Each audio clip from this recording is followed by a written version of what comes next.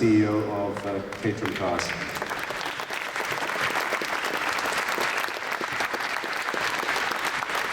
Good morning, ladies and gentlemen. Thank you very much, Tony. This is, I'll have to make my apologies up front for all the cliches and the like, because for somebody like me, professionally and personally, I could only but dream of a day like this. And you might think I'm being slightly over the top, but I can assure you, I'm finding this whole experience somewhat surreal. Tony mentioned that you know, the phone call was made. I did a bit of research on Tony, and it just became more and more apparent that everything about Mr. Fernandez, he is exactly as you see him. I mean, the little time I've had to spend with him, either socially or in terms of how he works, he is as you see him. He's quite a phenomenal character. So I didn't hesitate to phone him, and it was very apparent very quickly that we got on. We had some very common views and opinions, and also the fact that I'm better at cricket than he is. And we're pretty convinced we played cricket against one another when we were at our respective high schools, but I'm sure my scores were higher than him. When I sort of did the when I did the MBI, backed by Corvin, who had faith in the plan that we were doing, we did the management buy-in in 2005. And since then, everybody at Caterham Cars, we've been focused on the 7, the Caterham 7, and we wanted to, our frustrations were we just wanted to share just what fun, how engaging the product is and how pure it is, and we just wanted to be able to appeal to a much wider audience. And over the last 6 years, I think we've been phenomenally successful. Tony mentioned what great people I have at Caterham Cars. They're all smarter than me, they're all far more innovative than me. And the last 6 years have shown that to be true. I'm very pleased our export side of the business is growing. We were, whether it's a good thing or a bad thing, we were BBC Top Gear Car of the Year for 2008 with the R500, which is one of the cars that's here. We launched a new race car, the SP300R, which was in conjunction with Lola. So in 6 years, we've done that and much more. That said, you know, I've lost my train of thought, forgive me. But I could never believe that a day like this would arrive. I better get my notes, forgive me. After all that, I get something to John. That's right. Caterham is very personal to me. For the 6 years since I did take over the baton from Graham Byrne, the passion and the whole soul of the business had actually seeped into my skin somewhat.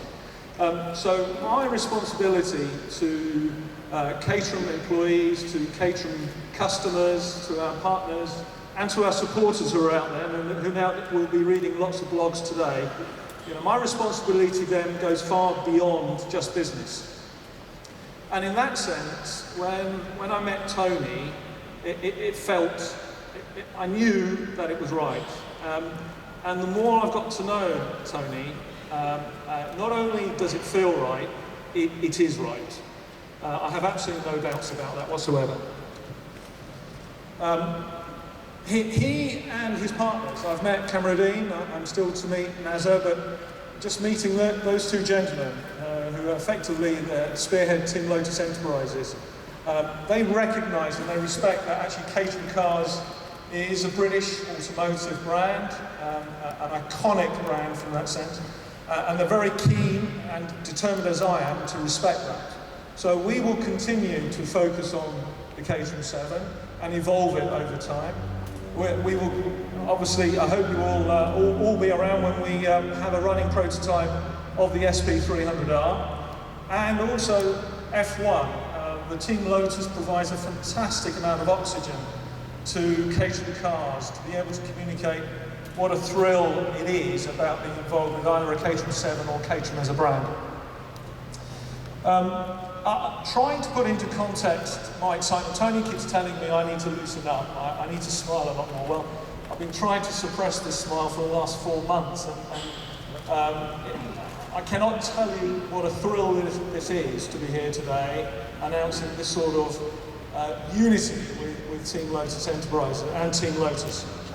But somebody on a forum that I saw posted on Black Chat, which is a renowned Caterham 7 forum, put a posting yesterday which I thought said it all for me, and I'll read it out to you. It's very brief. It said, what engine do you have in your Caterhams? As a question from a general inquiry. And the blogger said, well, my first Caterham had an engine derived from a Rover Metro, but now it's based on the T128. And I thought, from that perspective, what this provides to Caterham and our customers is everything. Caterham cars came about from the genius of Colin Chapman, and since then it's matured into a very respected automotive brand. And it's unrivaled, both as a road car and a race car. And we at Caterham Cars, together with Tony, because I know he shares exactly the same passion and commitment, we will stick to that philosophy. So yes, of course we're ambitious and we want to grow the brand, but we will stick to the Chapman philosophy, which is what Caterham is all about. Lastly, and I would like to sort of take this opportunity to mention it here. No doubt there will be some comments who will be lamenting that another British car company, British-owned company, is falling into foreign ownership. Well, I'd like to sort of tackle that head on by saying a couple of things, if I may, a couple of observations. Firstly, Tony is probably more English than I am. The other thing that strikes me is I don't think I've met anybody as passionate about something as Tony is, and he's the first one to admit that he doesn't know a great deal about the car industry. And yet he has the passion and the drive that he sees an opportunity to make something accessible to all. And he used the word accessible. We use that quite often at Caterham Cars. We are an accessible business. Our customers like to be involved. We are a family with our customers, and I see that no different with Team Lotus. And lastly, which for me is probably just as important, in 2007 we were celebrating 50 years of the Caterham 7. It was when Colin Chapman first created it in 1957. So at Donington, I remember speaking to the general members of the public about the fact that I felt very passionate that I wanted to make sure that Caterham Cars would be celebrating its 100 years in 2057. Now, if I, hand on heart, tell you that in private, I perhaps wasn't totally convinced that Caterham would get to see 2057. I am now. What's more important is Caterham will be around in 2057. And for me, that's all that matters. I hope you have a good day today and look forward to sharing with you our thoughts and ideas going forward. Thank you for your attention. I'll pass you back to Tom. Thank you.